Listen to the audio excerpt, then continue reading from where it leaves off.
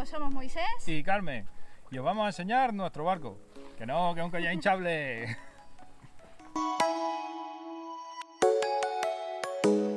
Bueno, el Intex Explorer K2.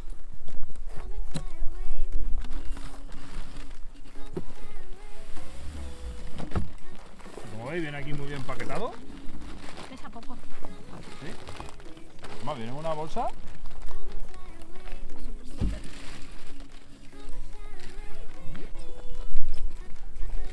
A ver qué tal. El hinchador, el kayak, Asientos. los asientos,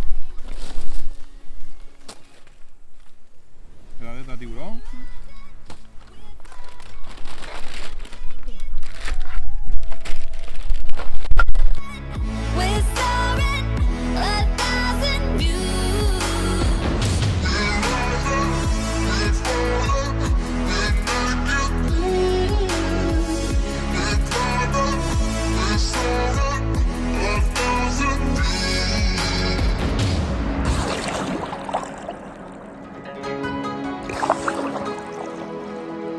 Al final nos hemos animado y hemos cruzado el pantano. Sí, y aquí estamos, en la otra orilla, ahora toca volver. Sí. ¡Vámonos!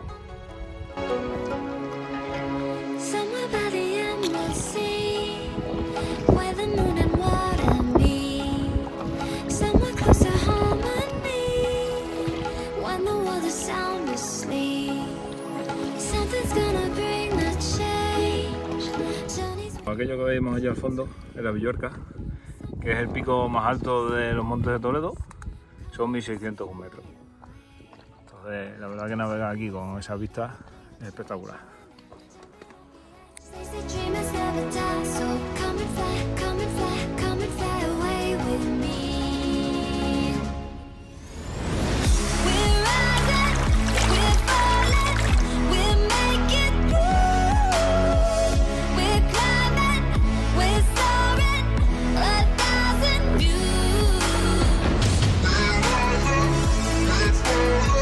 Una experiencia súper chula esto del kayak.